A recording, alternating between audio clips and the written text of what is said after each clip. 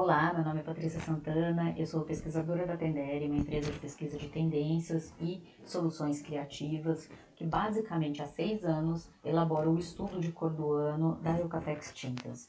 Bem, a especificidade desse trabalho é que a gente olha para o Brasil com carinho, com amor, com bastante atenção. Como é que os brasileiros vivem, como que os brasileiros trabalham, como, afinal de contas, todos nós construímos o nosso cotidiano dentro desse país.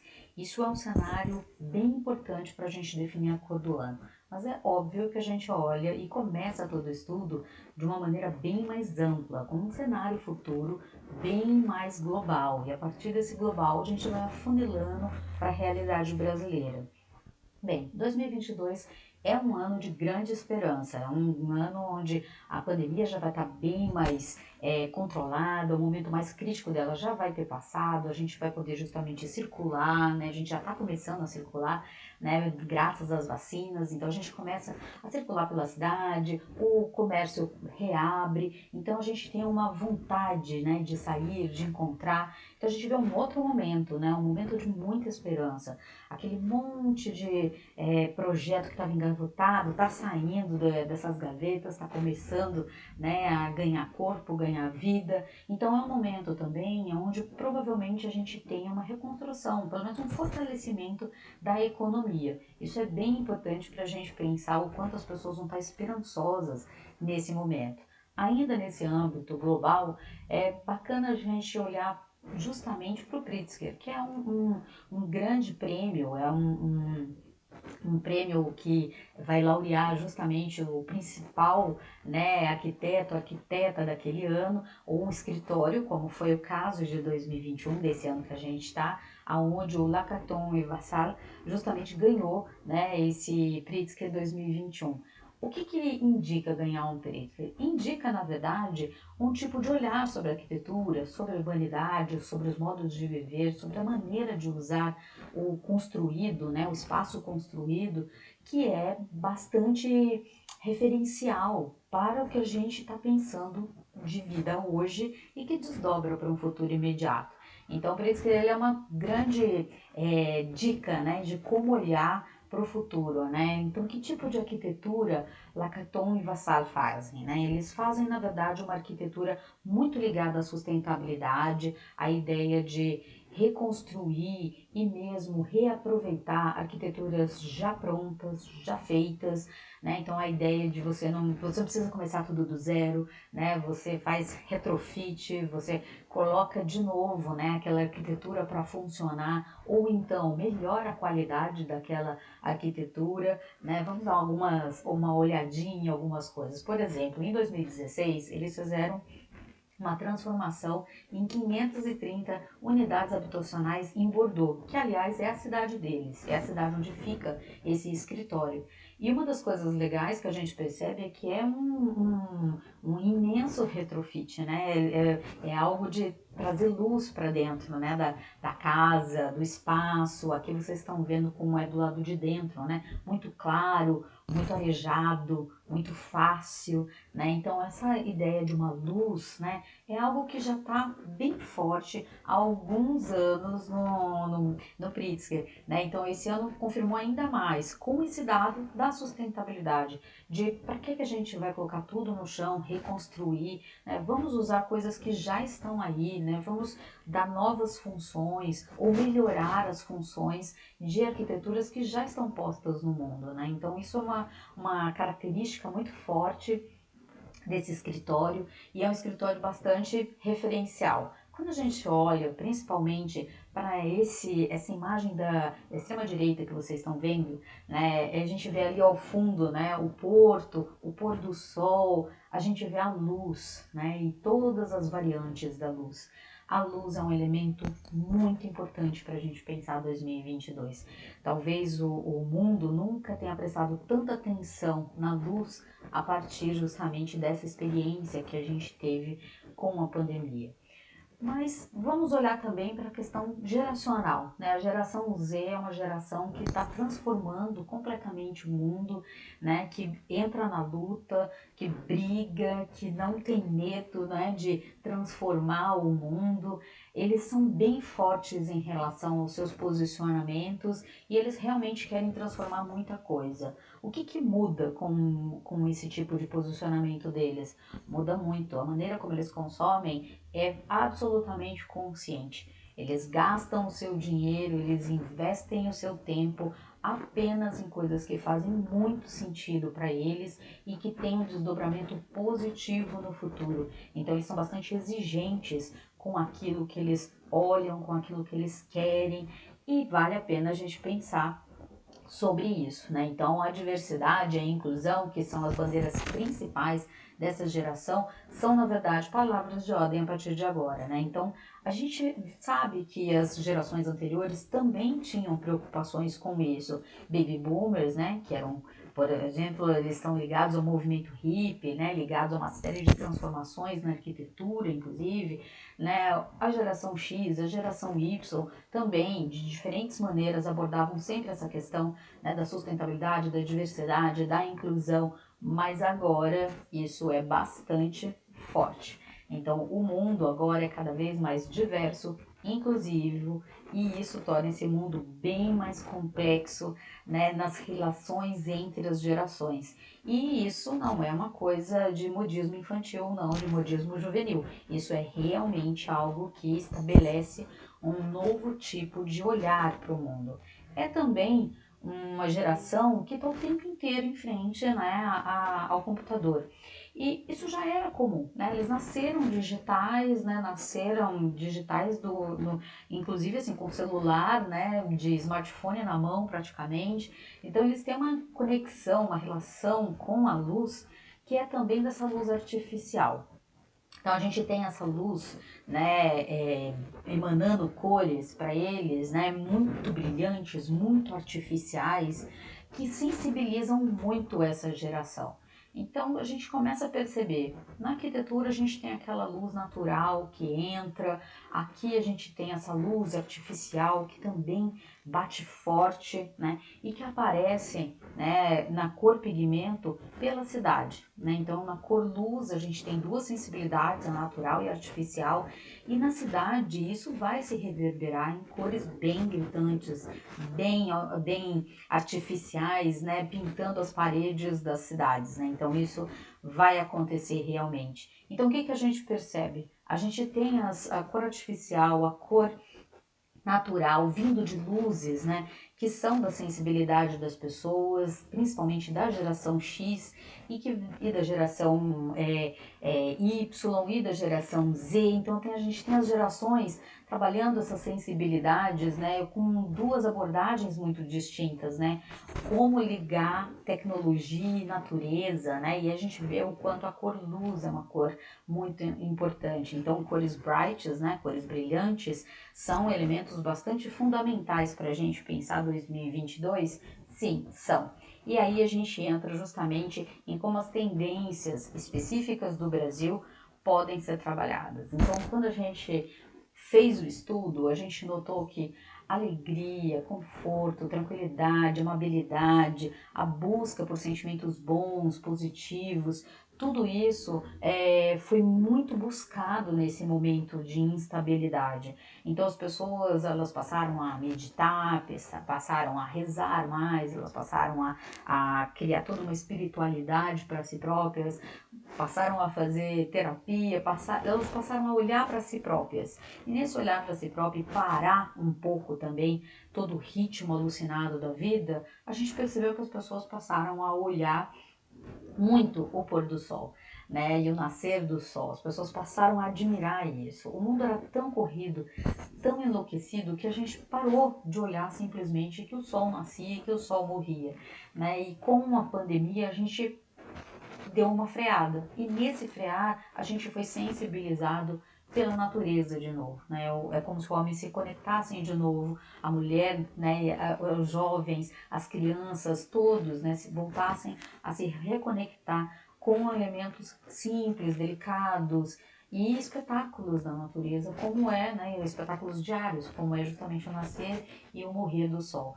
Então, nesse momento, a gente percebeu que a gente precisava não só fazer um desenvolvimento cauteloso da cor do ano, né? A gente não pode romper com uma cor que não tem nada a ver, completamente fora da realidade, né? Mas pensar o que fez os brasileiros pararem e olharem, né? E prestarem atenção numa sensibilidade ligada à cor.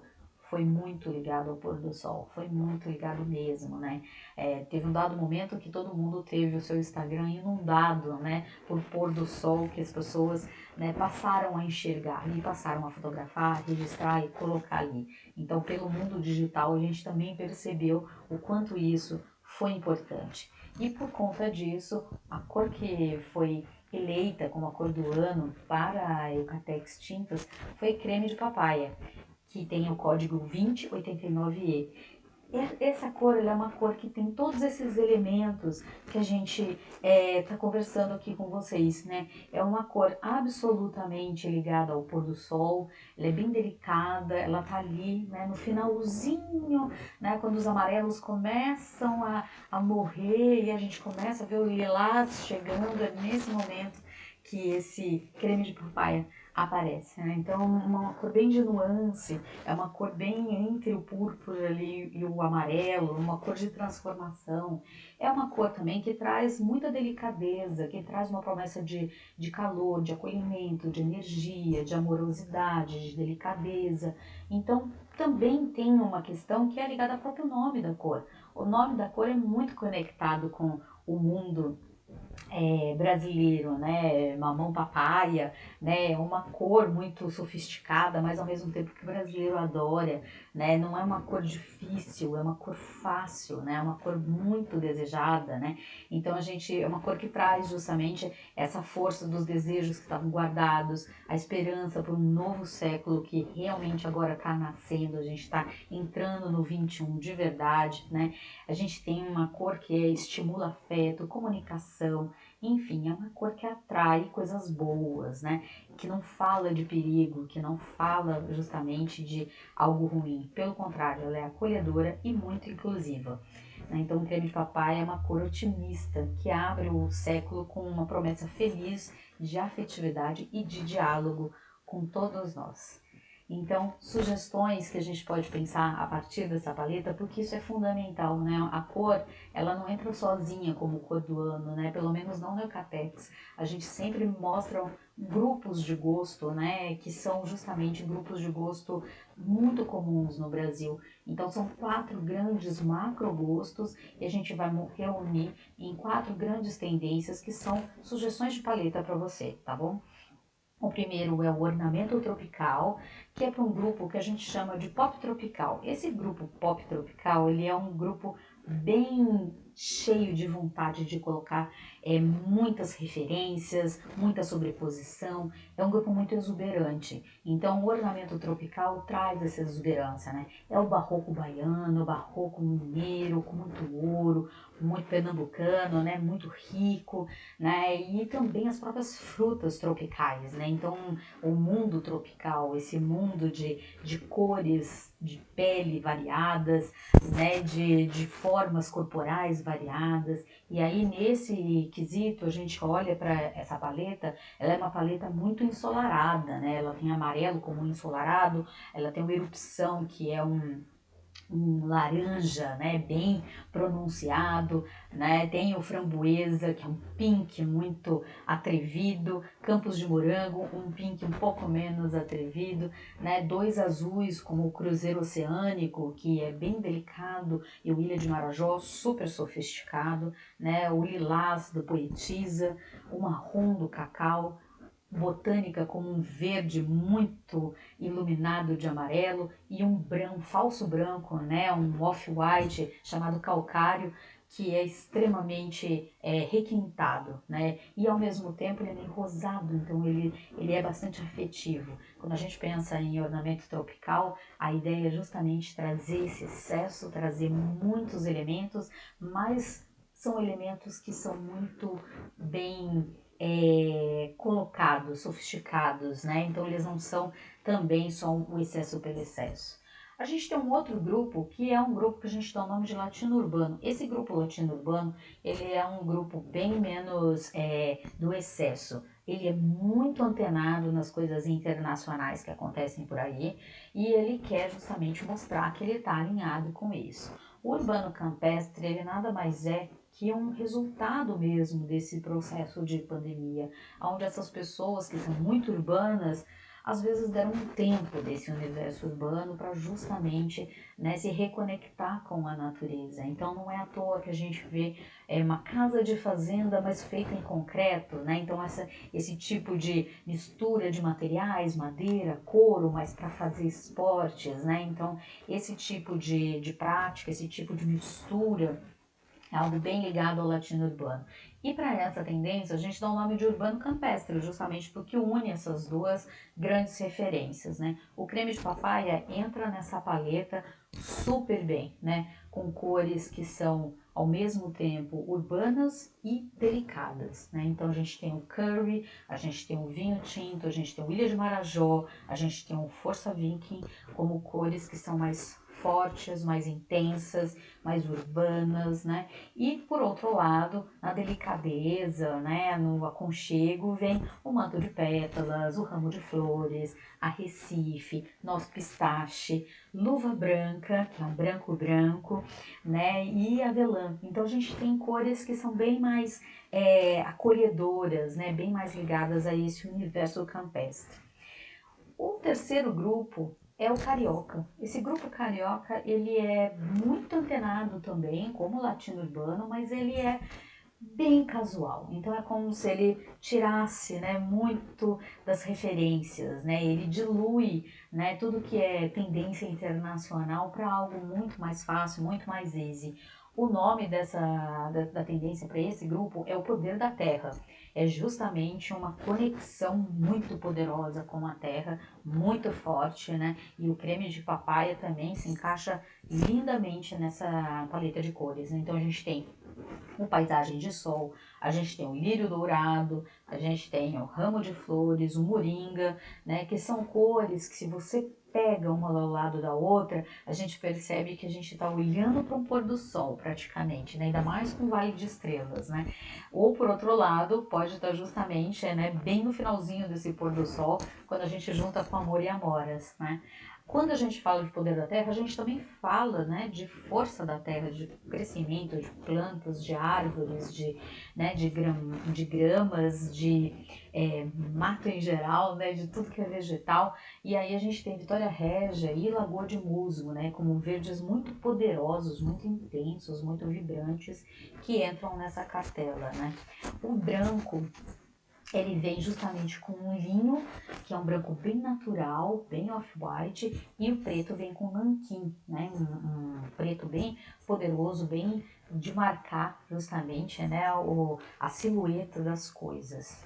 E por último, o último grupo é um grupo que a gente chama de sofisticado, é um grupo muito, né, como o próprio nome fala, né, bastante sofisticado, é um grupo que está ligado a ser iniciado em artes, em arquitetura, né, em design, em moda, então é alguém que é muito iniciado, que conhece muito essas coisas, né, e por conta disso ele tem uma tendência agora que é justamente a de simples e direto, ou seja, quebra completamente com a ideia do excesso, né, e vai para uma linguagem super ultra limpa, né, então a gente tem, por conta disso, a gente tem inclusive dois brancos, né, Despertar Sereno e Serenidade.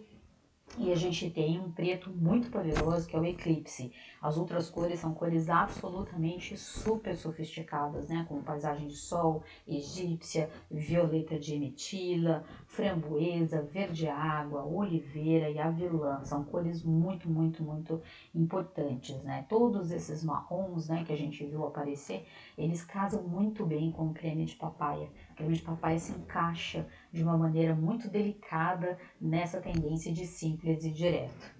Então espero que vocês tenham gostado dessa cor, que é uma cor muito bacana, que a gente ficou muito feliz com o resultado do estudo e justamente porque ele pode justamente trabalhar com esse universo do afeto, da esperança, né, de um futuro que é mais promissor, né? Onde a gente pode de novo abraçar as pessoas, encontrar as pessoas, né? E ver mais pôr do sol, ver mais nascer do sol e encontrar creme de papaya em vários lugares. Obrigada!